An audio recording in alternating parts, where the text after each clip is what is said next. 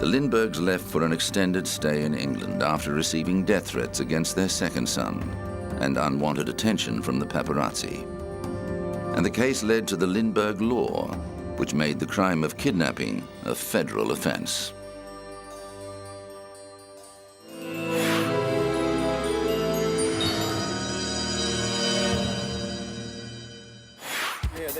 In the 80s, he was a chart-topping superstar, selling millions of albums around the world. But as well as the heights of fame, Culture Club's Boy George has also experienced the depths, battling drug addiction for more than 2 decades and losing 2 close friends to heroin. George's association with drugs and the people who take them led to a very public arrest in 2005. He was charged with cocaine possession after police found 13 bags of the drug in his New York apartment when they responded to a burglary report. The case was heard in Manhattan Criminal Court in March 2006, and the singer, who was born George O'Dowd, pleaded guilty to falsely reporting a burglary. He was sentenced to 5 days of community service and fined $1,000.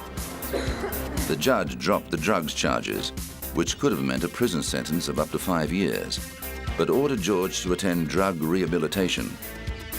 The singer maintained the drugs did not belong to him, but had been left behind after a party. His lawyer said George was looking forward to putting the incident behind him and getting on with his career. He was relieved. I'm relieved. His manager, Jeremy Pierce, who's here, is relieved. I think there was a cloud over George's head while this case was pending, and now he's free to get on with his life, and he feels very much relieved. George's manager said a criminal conviction would not affect the British-born singer's US residency. He's free to come back and work here now. He's very, very popular in America, as he is everywhere, as a DJ, and he'll come back and do more of that for sure. And we hope he'll come back and play concerts in due course as well. But only a couple of months later, George was back in court, being threatened with jail for not carrying out his community service sentence. Criminal court judge Anthony Ferrara gave George 2 months to complete the 5 days of community service. Defense lawyer Louis Freeman had argued in court that the singer was hoping to avoid the humiliation of dragging a rake around a city park and wanted to work with an AIDS charity. But the judge appeared angry and insisted that George would be treated the same as any other offender.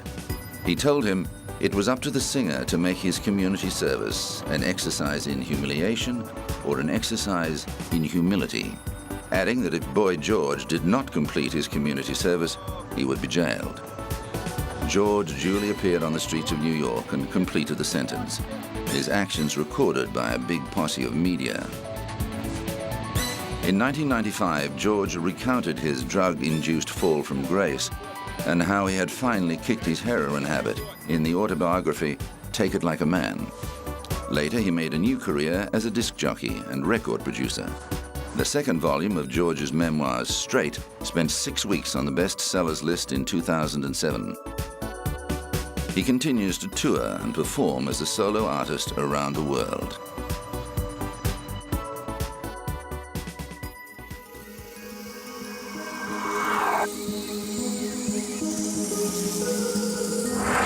Coming up, the assassination of JFK.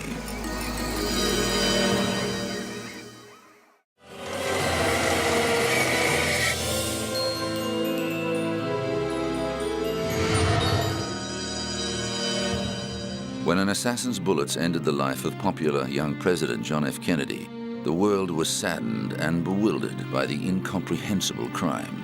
In November 1963, Kennedy was in the prime of his life.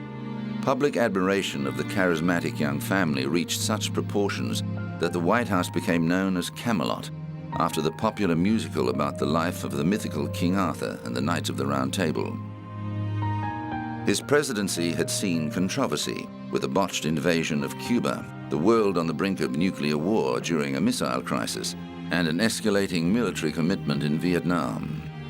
But Kennedy was also using his considerable popularity to forge ahead on civil rights and push for a nuclear test ban treaty. Kennedy was a doting father to his children Caroline and John. But 1963 brought heartache for him and his wife Jacqueline, with the death of their newborn son Patrick in August. Behind the facade of the happy family, the Kennedys were grieving deeply for the loss of their little boy. On the 22nd of November, the President and First Lady traveled to Dallas, Texas, to gather support for Kennedy's re-election in a state that had only backed his initial bid by a small margin. In a 1961 Lincoln Continental, the couple was part of a motorcade that drove through Dealey Plaza on its way to the Dallas Trade Mart. Despite a recent security scare involving America's ambassador to the United Nations, the Secret Service told Dallas police not to assign their usual armed posse of homicide police to the rear of the motorcade. At about 12:30 p.m., shots were fired from a nearby book depository, hitting Kennedy in the upper back and head, fatally wounding him and injuring the governor of Texas. Less than half an hour later, the president was declared dead. A doctor in the emergency room at Parkland Hospital later told an official commission that the president was so severely wounded there was never any hope of saving him. A priest administered the last rites, but the president was already dead. Kennedy's death plunged the United States into mourning. The world was paralyzed with shock. Less than 1,000 days into his presidency, America's youthful hope for the future was lying in a coffin, and the era of Camelot was at an end. The country's 3 major television channels suspended their regular programming to bring round-the-clock updates of the biggest news story in history. The United Nations General Assembly joined in a minute of silent tribute to the man who had fought so hard for the ideals of international cooperation. For a short moment, Cold War hostilities were suspended as East and West united in sorrow. Jackie Kennedy accompanied her husband's body on the flight home, still clothed in the same blood-stained raspberry-colored dress she had been wearing when her husband was murdered next to her.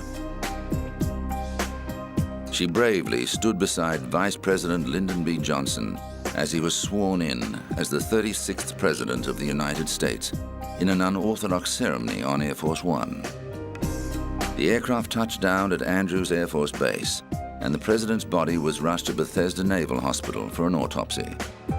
Doctors concluded that Kennedy had been struck by 2 bullets, and that the second bullet, which had hit his head, had been fatal. However, this testimony was not enough to prevent controversy. Possible inconsistencies in the angles of the bullets that penetrated Kennedy and the governor, and the evidence that there might have been more than 3 gunshots, have led to many conspiracy theories about the assassination. The president's flag-draped coffin was taken to the White House and placed in the East Room in private repose, then moved to the Capitol the following day to lie in state until the funeral. On the 25th of November, Kennedy's state funeral procession traveled through the streets of the nation's capital, watched live on television by millions of people. The day was also Kennedy's son's 3rd birthday, and little John cut a heartbreaking figure when he saluted his father's coffin as he stood with his mother and older sister Caroline. Thrust into the spotlight, new President Lyndon B. Johnson faced the difficult task of reassuring a traumatized people that political life would go on. He spoke at a press conference at Andrews Air Force Base, moments after arriving with the president's body. This is a sad time for all people.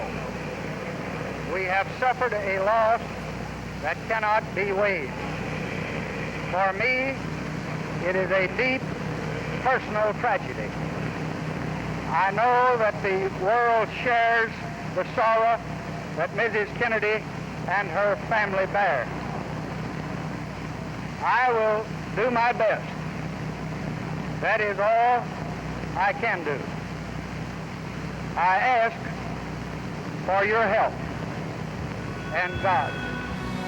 A massive manhunt was launched to find the assassin who'd been glimpsed in the 6th floor window of the book depository. Less than 2 hours later, a police officer was shot and killed. When the suspect was apprehended, officials realized he fitted the assassin's description. Their suspicions increased when they discovered that he was the only employee of the book depository who was unaccounted for. Lee Harvey Oswald was a 24-year-old malcontent whose short but colorful life had included a stint in the Marine Corps, where he learned marksmanship, and a short-lived defection to the Soviet Union. An avowed Marxist, Oswald had recently moved to Texas from New Orleans, where he'd been involved in both pro- and anti-Castro activities. Oswald denied shooting Kennedy, arguing he'd been set up as a patsy. He was interrogated for 2 days.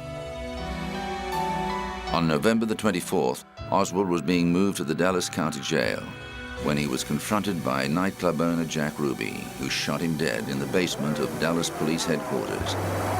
Ruby claimed to be getting revenge for Kennedy's death, but conspiracy theorists claim Ruby's close connections with organized crime figures Sam and Joe Campisi shows the mob was involved in an assassination plot to kill the head of an administration that was getting tough on crime. Ruby was convicted of murder in March 1964, but died of cancer before he could be put to death. In the months before he died, he was said to have told his psychiatrist that he'd been framed for Oswald's murder. However, just before his death, Ruby made a final statement saying that he alone had been responsible for Oswald's murder.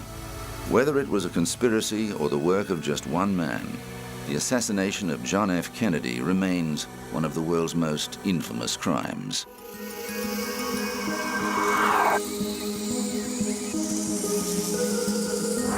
Coming up, did Lizzie Borden murder her parents?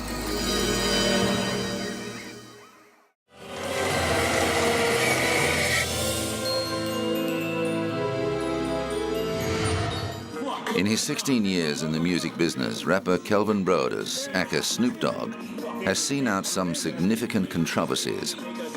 A 1993 arrest following the death of gang member Philip Wulder-Mariam in Los Angeles led to a high-profile murder trial. Brodus and his bodyguard McKinley Lee, who pulled the trigger, claimed they were acting in self-defense. The jury agreed and acquitted both men, but the case ignited a raging debate over whether the incendiary and provocative lyrics of gangster rap contributed to violence or was just a reflection of the world inhabited by its creators.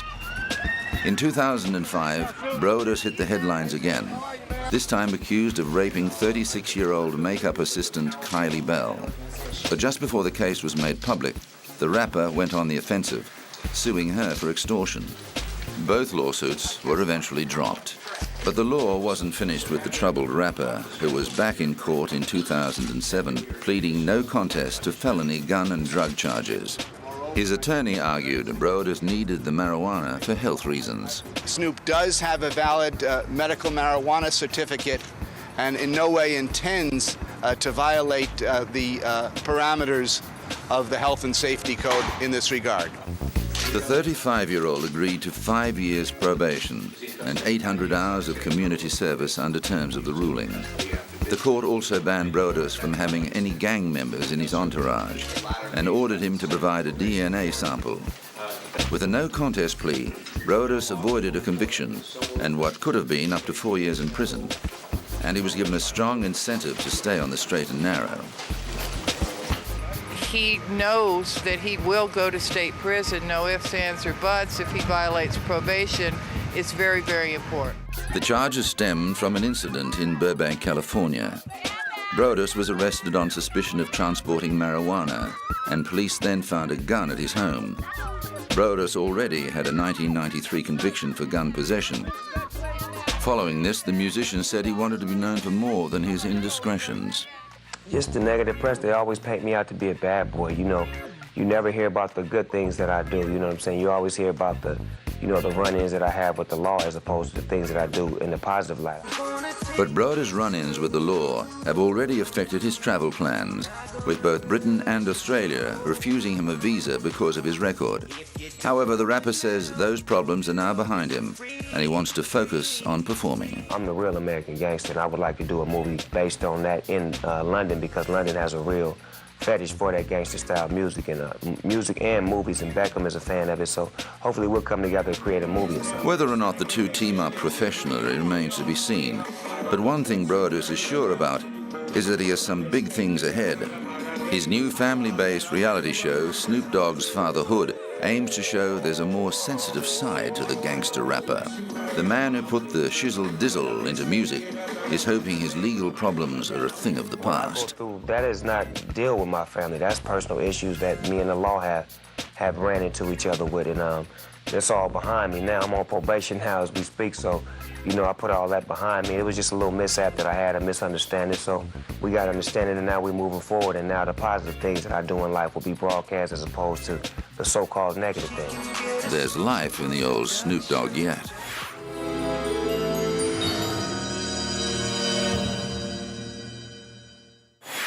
Since the September 11 terrorist attacks, there's been a rising fear that the United States could be the target of a biological or chemical assault. On October the 5th, 2001, American media photo editor Robert Stevens died after inhaling anthrax spores from a deliberately infected letter. A couple of weeks later, 2 postal workers were killed by the same strain of anthrax. Investigation showed that a series of anthrax-laced letters was sent to various American organizations. However, the crime remains unsolved. The U.S. State Department directed all missions based outside the United States to have a 3-day supply of the antibiotic Cipro for all employees. But some say civilian stockpiling of Cipro is not a good idea. It's still not worth for the public person to have it. Our embassy people are at a much higher risk. There's a window of opportunity when you can start the treatment, and that is 24 to 48 hours. If you will start within 48 hours your antibiotics and get the full treatment, you're perfectly safe, you're perfectly in good shape. The FBI unsuccessfully attempted to locate the source of the anthrax. Officials stressed that the exposure was limited to the building and that previous attempts to use anthrax in a biological attack against civilians had never been successful. The U.S. government keeps a stockpile of medicine, including Cipro, on hand in case of a biological attack.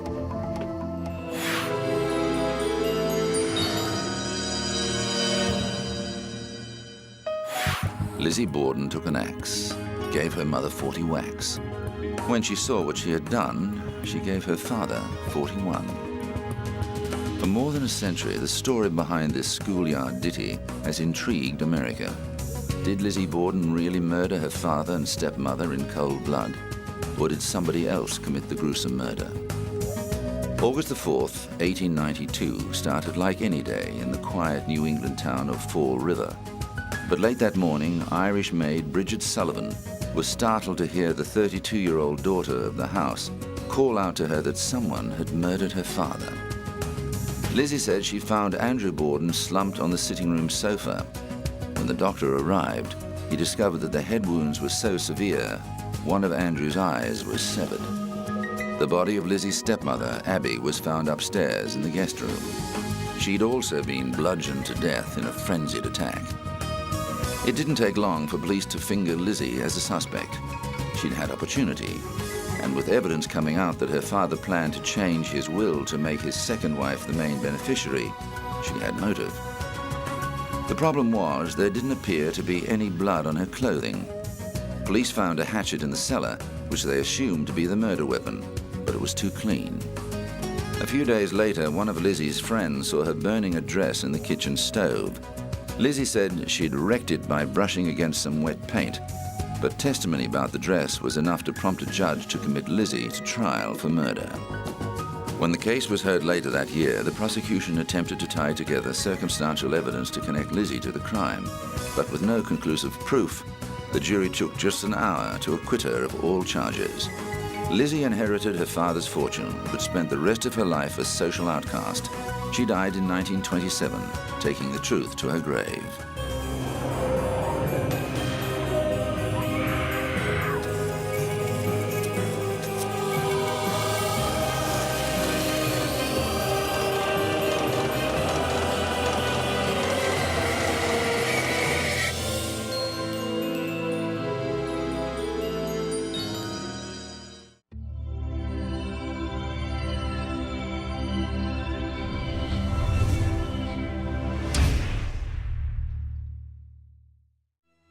Three.